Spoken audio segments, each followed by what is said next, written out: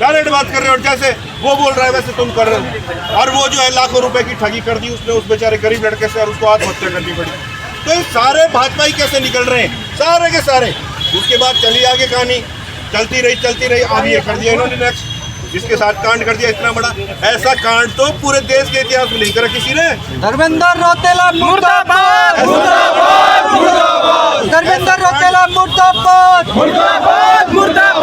बाबू खान मुर्दाबाद, बाबू खान मुर्दाबाद। ऐसा कांड देश के इतिहास में कभी नहीं हुआ, और इनकी साजिशें यही खत्म नहीं हो रही है।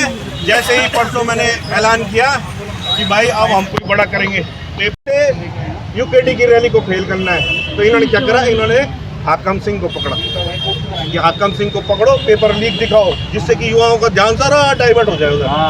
ठीक है ना। और यहाँ ये जो अभी डाइवर्ट उधर हो रखे हैं बेचारे ना, मैंने बता दिया उनको, यहाँ आओ यार, तुम्हें उलझाया जा रहा है पेपर लीक में। अबे ये तो सोचो कि तुम्हें नौकरी कब मिलेगी, पेपर तो दे रहे हो ना तुम, जब रिजल्ट आएगा ही नहीं कभी, क्योंकि ये तो ड्रामा है। ये तो ड्रामा है कि पहले निकालो एग्जाम, और जैसे एग्जाम वगैरह उसको पैसे इकट्ठा कर लो, फीस इकट्ठा कर लो, उसके बाद जैसे एग्जाम होता है बोलो कि यार अब तो पेपर लीक हो गया, अब तो जांच बैठ गई, आ जाएगा तब भाई तो मिलेगी नौकरी। और ना रिजल्ट आएगा ना नौकरी मिलेगी।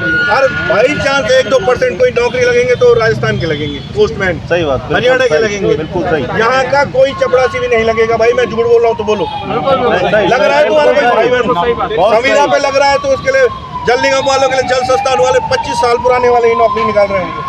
अरे एक कुकर्म हो इनका तो शायद वो जल संस्थान वाला मामला मैं भूल गया, ठीक है ना। एक कुकर्म हो तो ठीक है ना, तो इनका उत्पीड़न जारी है, और ये इनके लिए अंतिम कील ठोक रहे हैं। नवरात्र में हमारा पूरा अभियान जारी रहेगा, अगर वहाँ तक जाने देंगे तो ठीक है, नहीं तो हमने आपके माध्यम से अपनी बात रख दी है। और आप देख स्थिति देखो, दराली खुद गई मैडम, लोगों को जो है ना इतनी पूड़ियाँ मुझे रखी इन्होंने, इतनी राशन दे रहे हो तो 10-20 किलो के आटा चावल के कट्टे दो ना, कुछ नहीं। उसके बाद उधर थराली में आई, वहाँ जो है वो क्या उसमें देख रहे हैं कि कांग्रेस वाला कौन है और बीजेपी वाला कौन है। वो जो पिस्ट फोन पे कर रहा था वो देखा होगा आपने। अरे वहाँ राजनीति क्यों कर रहे हो, तो गरीब लोग हैं यार, पीड़ित हैं, उसमें भाजपा कांग्रेस यूकेडी तोड़ना है, वो तो पीड़ित है। उनको भी ये उस चश्मे से देख रहे हैं कि कौन भाजपा का है उसको देंगे और बाकियों को नहीं देना है। चेक बाउंस है, 5-5 हज़ार के चेक दे रहे हैं, उससे क्या होना है। तो ये हालात है। तो ये अभियान हमारा जो है पूरे नवरात्र में जारी रहेगा, और हम सनातनी लोग हैं, हमने तो यूँ का वास्ता हूँ ना, लास्ट में घात खेलना एक बात घात करेंगे इनके लिए। हम हमारे पास एकमात्र हथियार है घात, इससे बढ़िया तोड़ नहीं। बाद किसी को लकवा मार जाए, किसी को कैंसर हो जाए, कोई रातहीन खत्म हो जाए, तो हमारी जिम्मेदारी नहीं। तो साथियों, मैं आप लोगों को आपदा का जो सत्य है वो बताना चाहती हूँ।